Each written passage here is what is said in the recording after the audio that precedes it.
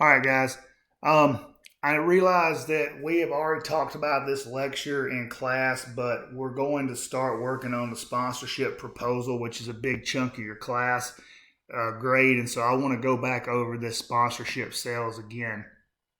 So, guys, understand that sponsorship's big money. Okay, people use it to not for personal use, but they use it to improve their business, to achieve goals on both sides. Um, and so it's an important kind of tool.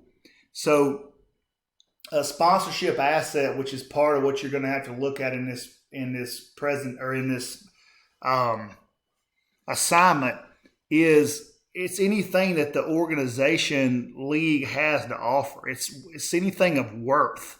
So it could be signage, could be social media, could be hospitality, all these different things. That this is basically what they have to sell as part of their sponsorship. Here's just some things that are common. Um, Most of those are pretty common sense. Category exclusivity is meaning that you're the only type of business involved in that. So again, pretty common sense.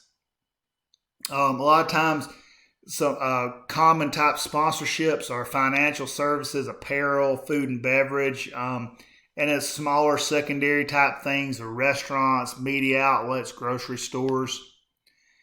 And what's important about the sponsorship is making it come to life, activating it. So it's one thing to say you're going to do all these things, but you have to come up with how you're going to make those things work for the business. It's one thing to say that, you're going to provide, social media mentions. Well, you have to explain how that's going to help that business.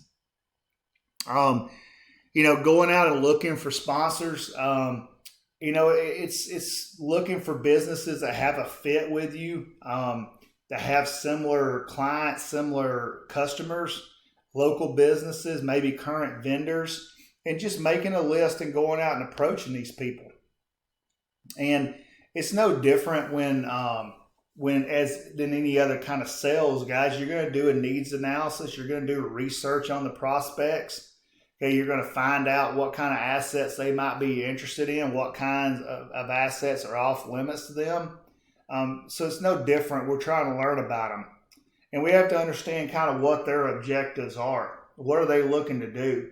Are they looking to build a brand awareness or increase brand loyalty? Are they looking to sample their product? It's different. It's important that we ask these questions.